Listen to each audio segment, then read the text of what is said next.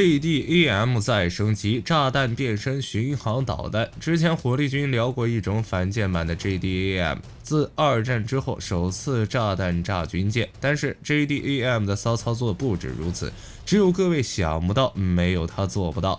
身上加俩翅膀，背上加个发动机 ，GDAM 直接从一个航空炸弹变成了高大上的空地导弹，射程比之前远了20倍。其开发商波音称其为 Powered JDAM， 简称 PJDAM 或者动力 JDAM。虽然波音没有公布 PJDAM 的具体射程，但表示跟射程370公里的 GASSM 一个级别。那么升级之后的 PJDAM 在战场上能起到什么作用？与地空导弹对比又有哪些优势？GDAM 基本上就是低成本高精度的代名词，不管刮风还是下雨都能完成任务。要说缺点，估计就是射程短了一点。普通版本的 GDAM 也就18公里左右，加上滑翔翼顶多飞80公里。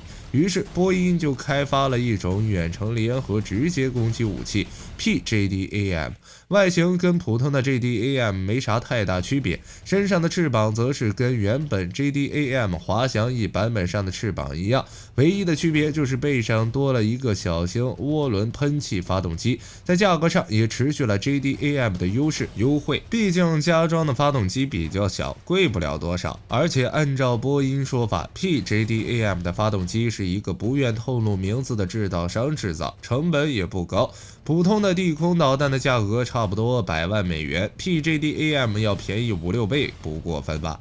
加了点装备，性能肯定要比之前的 GDAM 更强。最直接最明显的就是射程，毕竟有了一个动力源泉，之前的 GDAM 就依靠自身的动力，滑翔个几十公里就虚了，但是现在轻松上百，能与 JASSM 争个高下。PJDAM 的发动机不像巡航导弹那样放在屁股上，而是装在了背上。火力军估计这样的原因是为了不破坏 JDAM 的主体，避开 JDAM 原本设计放置普通航空炸弹的空间。而且在发动机喷口的前面，波音还加了一个接收天线，可能是飞行中实施与其他空中平台交互目标信息的数据链天线。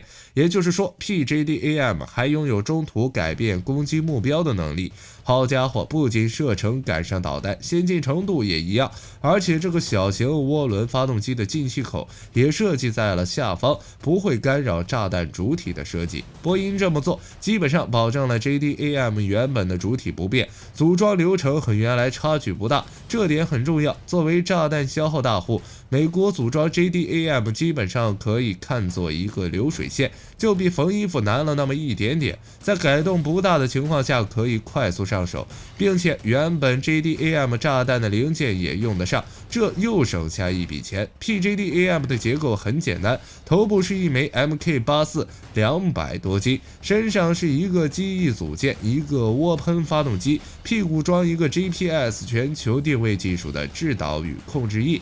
但是就是这么一个简单的炸弹，服役之后就能直接替代巡航导弹，其最大的优势就是便宜。 JDAM 的战斗部就是一枚很普通的航空炸弹，美军存量多的是，几乎不要钱。基本型的 JDAM 就只有一个 GPS 制导控制尾翼组件，加上身长穿的衣服，成员远低于空地导弹。后来发展的滑翔和光电末制导型号成本上涨了一点，但是就加了这一点零件，价格能涨多少？ PJDAM 则是加了一个成本很低的小型涡喷发动机，以及一个外形修改的弹体组合，还是比导弹便宜。在 JDAM 家族中，GBU31 这种出版大哥只要2.1万美元，即使是 GBU39 这类新锐的型号，普通版采购价也只是不到4万美元。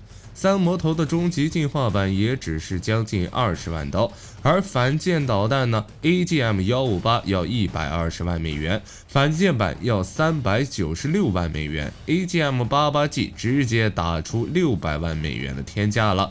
在预算不足的情况下，大量列装起来有困难，钱包 hold 不住，全靠导弹打人。就算全球印钞的美帝家也没余粮。不过需要注意的 ，PJDAM 还没有进入美军部队。波音是觉得美国空军存在购买低成本巡航导弹类武器的需求，所以就推出一个带动力的 JDAM。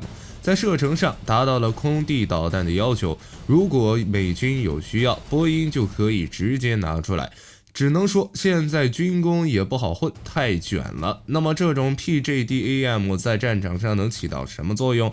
简单来说，导弹能干的事儿 PJDAM 都能做。就比如最简单的打击地面和水平目标 ，F-35 或者 F-18带点 PJDAM 效果可能比导弹更好，因为便宜可以带多点。发射1枚导弹和扔10个 PJDAM， 哪个威力更大，哪个打击的地点更多，一目了然。而且这种 JPDAM 还能当作诱饵，吸引敌方防空、反导火力，消耗敌方先进弹药库存，提升对方连续作战成本。这点确实可以，有炸弹袭击，敌方总不能不拦，拿20万美元的制导炸弹换敌方价值上百万美元的防空导弹，以小博大，稳赚不赔。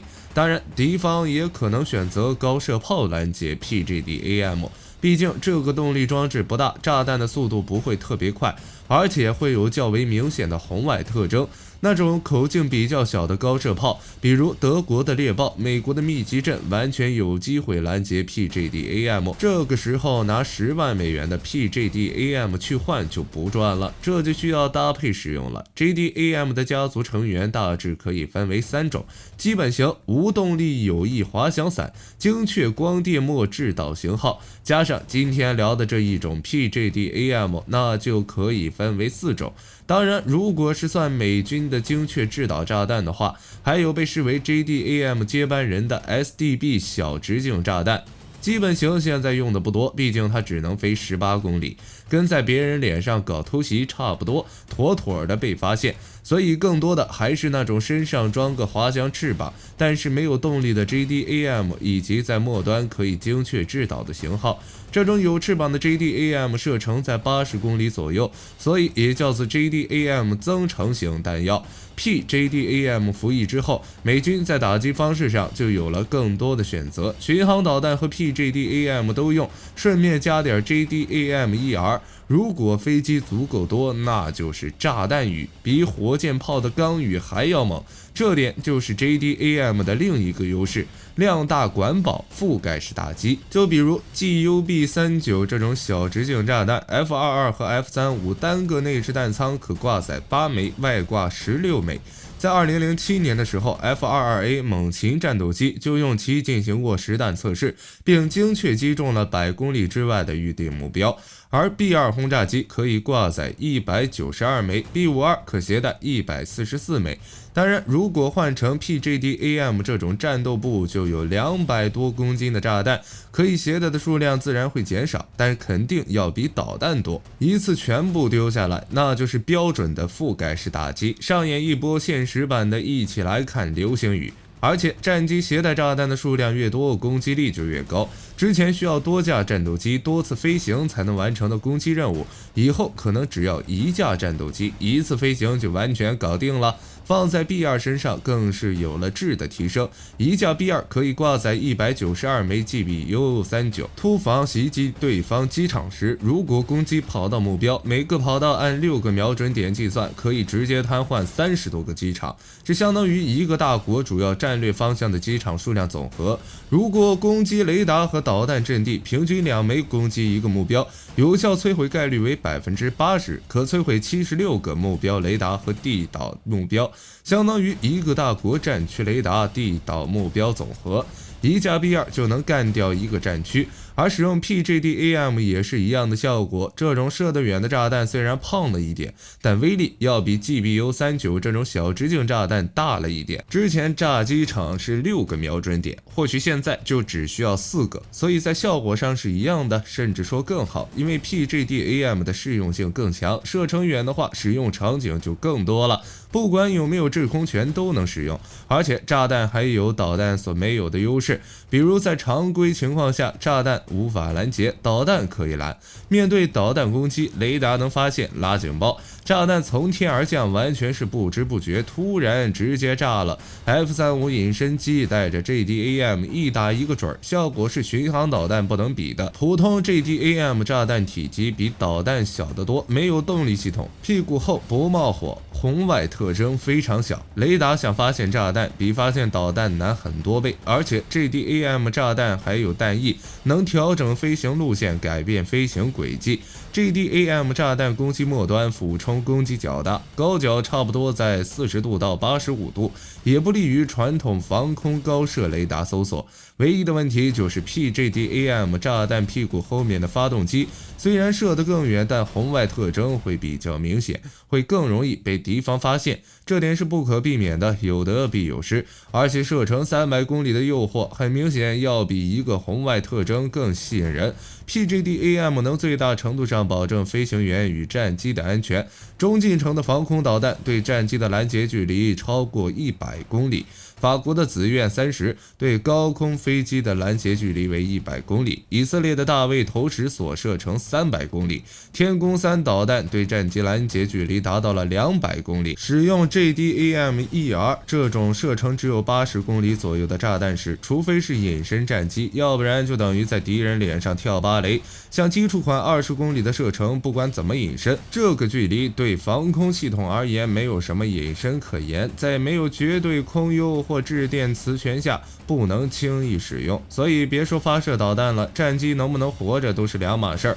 而 PJDAM 这种射程在300公里以上的炸弹就舒服了，在敌人防区外攻击，看不见打不着，就问你气不气。对于特别注重自身安全的美军士兵来说，能用火力覆盖完成的任务就绝不以身犯险。这种能保证飞行员安全的炸弹估计会受到美军的欢迎，波音这波不亏，虽然是赌博性的研发，但也确实搞到了美军的基点，不买不舒服。而且这种超远射程在防区外就能发起攻击的武器，也是美军发展的重点。就比如美军最新的 AGM-158 射程900公里的导弹，战机刚起飞就能对敌人发起攻击，导弹发射完任务就完成了，然后回到机场，飞行员的安全感拉满。还有就是战争的模式，现在打仗是什么场景？双方隔着几千里导弹对射？不对，这种情况估计美国和俄罗斯打起来的时候才可能出现的场景。常规的地面战争还是以战斗机优先。